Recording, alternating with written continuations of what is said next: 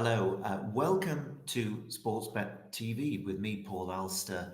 I am bringing you my final bulletin before next week's Cheltenham Festival. Well, there'll be a whole lot of things to look forward to. Um, I will be providing you with a video bulletin each and every day of the 4 days, and we're going to do our very best to provide you with winners, or if not winners, certainly nice priced placed horses, which of course have been the bread and butter of our service, as well as those big winners over the years, going back even just 3 years ago with an 80 to 1 winner on the opening day of the Cheltenham Festival, the biggest ever, I think, winner in a handicap at the festival meeting. Well, if you happen to be new, by the way, discovering me for the first time, click the subscribe button just below this screen because you'll be able to be kept in touch then with all my tips for free.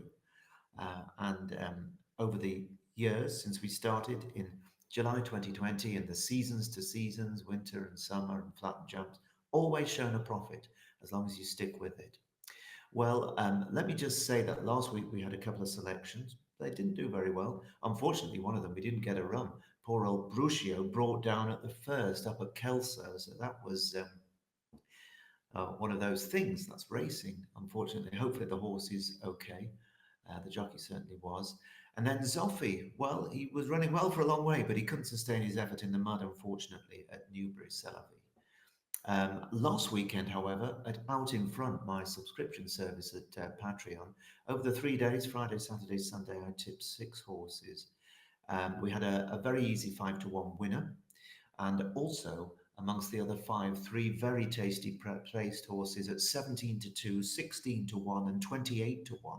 That meant that my followers at Out in Front continuing to make very, very good profit. So it's something you really should think about signing up, especially because at the Cheltenham Festival there's going to be blanket coverage really from Out in Front with so many of the races.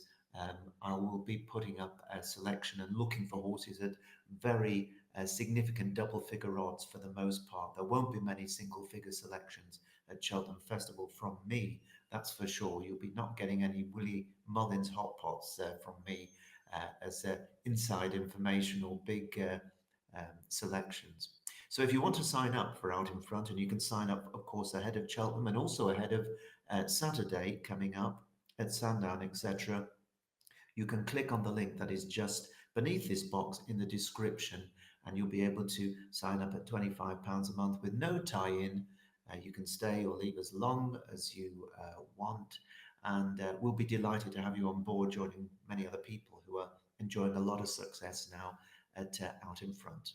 So 2 selections for you for free here at Sportsbet on Saturday, both of them at Sandown, where it's very testing ground. The first in the 225, the big race of the day, the Imperial Cup Handicap Hurdle. Now, it's heavy soft in places. There are 16 runners, many bookmakers betting 5, and some as well also going 6 places in this race. And as you would expect for a race worth 100 grand, there's a lot of horses with connections of horses hoping to lift their lion's share of the prize money here. There used to be a nice bonus if a horse won this race and then went on and won at the Cheltenham Festival next week, but that's not being put up by the sponsors this time. I'm going to be backing a couple in this race, one of which I'll be recommending, I have recommended actually already, at Out in Front at bigger odds. I think it's going to run very well. And the other I'm pinpointing now for you here at Sportsbet. Let's start though with 2 old favourites of mine as we look at the form of this race. 2 trained by Dan Skelton, a really top-class trainer, particularly of handicappers. Favour, who of course did my Out in Front support as a huge favour when I recommended him at 66 to 1 at the Cheltenham Festival last season. He was back down to 33s. And he made it a festival to remember for the Out in Front subscribers. He is a horse who I'm slightly surprised is running here. I thought they'd save him for next week, but maybe this is his Cheltenham. We shall see. He's a horse who's been coming to the boil this season. He needs soft ground, he needs a big field and a strong pace. And like at Cheltenham last year, he's very happy running up a stiff hill to the finish. I don't think he's going to be far away after a good effort last time. And his stable companion, Knickerbocker Glory, well, he showed in this race 12 months ago when he was a close second to Iseo that he can handle this type of a challenge. He is now £6 higher than last year, but he's already won this season at Ascot and he hasn't been disgraced in two really hot races since then. He's going to be likely to race right up in the front rank, while Favour will just be dropping into the second or third rank, tracking them all mid-division, I expect, and then hoping to pick them off.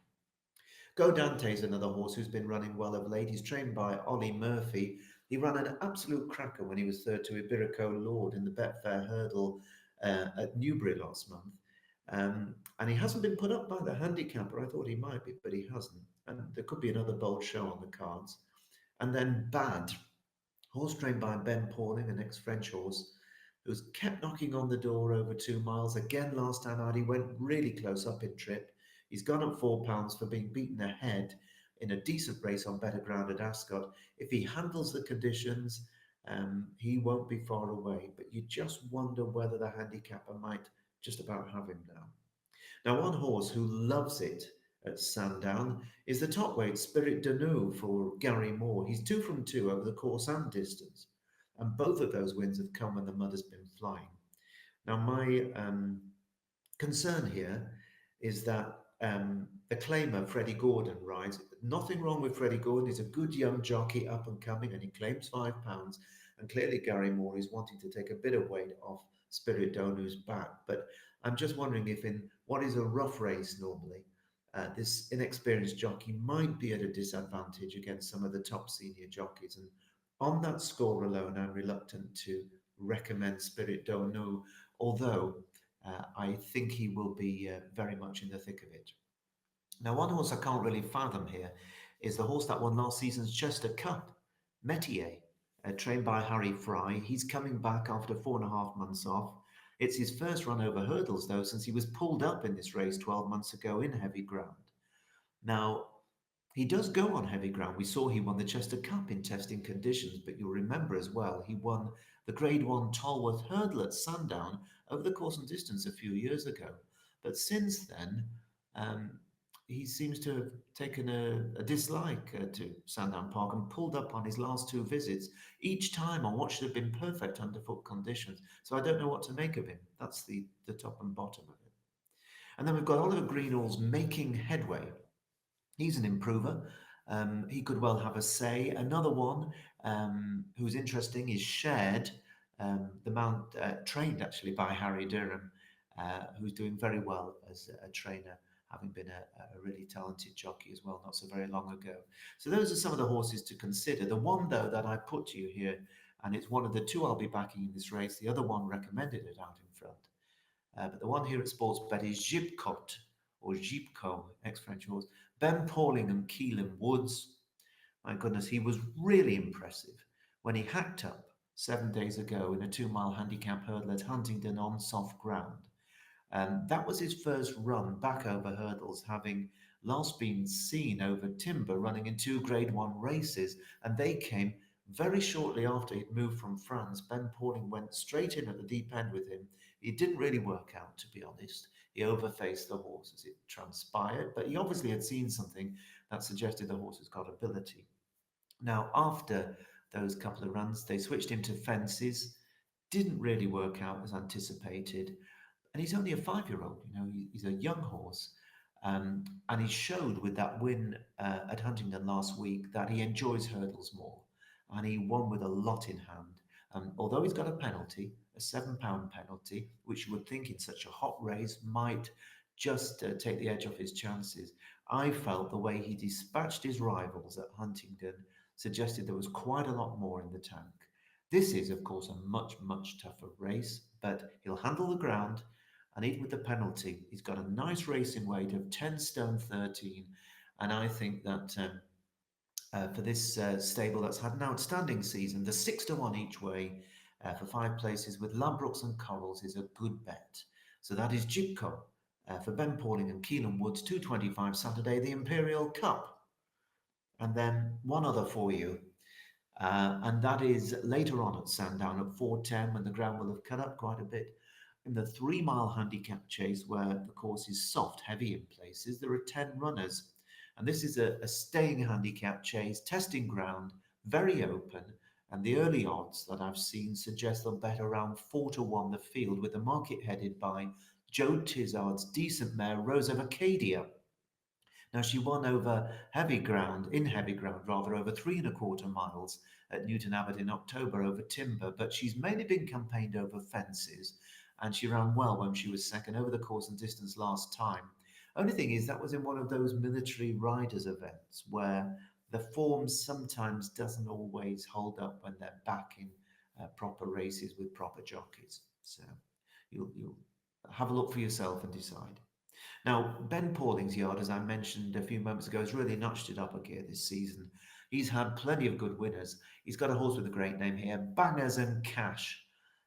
He was fourth in a better race over course and distance last time out, better than that one contested in the military race at the track by Rose of Acadia. He's got to give us £6 though. He stays really well, so I think he's likely to be, glumphing along up the Sandown hill in the closing stages when quite a few have hoisted the white flag and surrendered. Much as I like a horse called Switch Hitter, who's trained by Paul Nicholls, I don't think he's going to be at home on this ground. I think it'll be too soft for him. So he doesn't appeal on that score. And it's a similar story, I think, for Castle Robin, the Charlie Longston runner, who in recent times has seemingly been better on a sounder surface.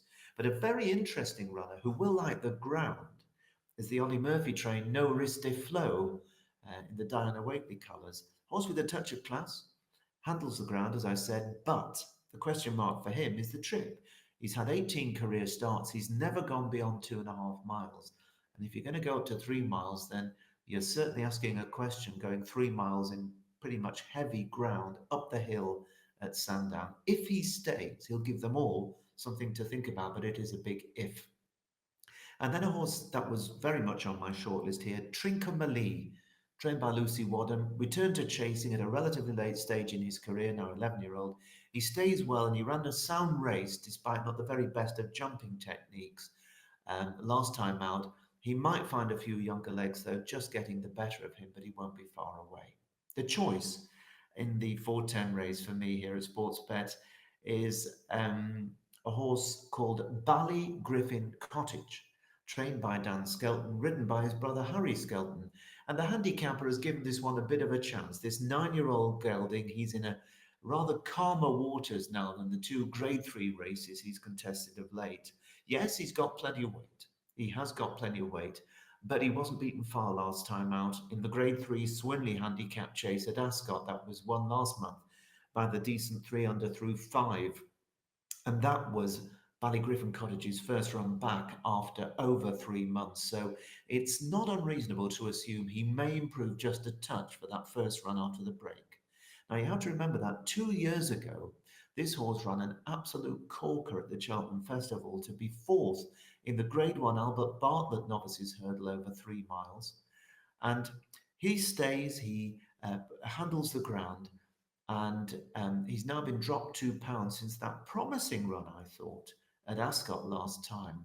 So facing easier opposition than he's faced for quite a while, I'm optimistic of a big run from him.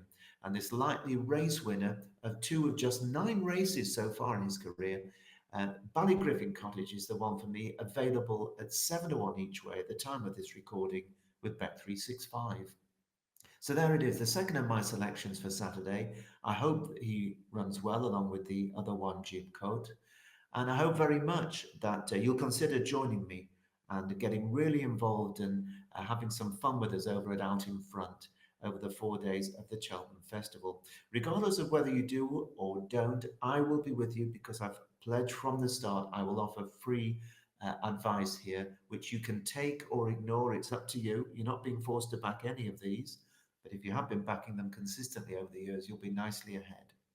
I'll be back with you Monday tea time with my first selections for Cheltenham Festival. I'll be offering 1, maybe 2 selections a day at Cheltenham over the 4 days, and I hope you'll be joining me for what promises to be, as ever, the greatest show on turf.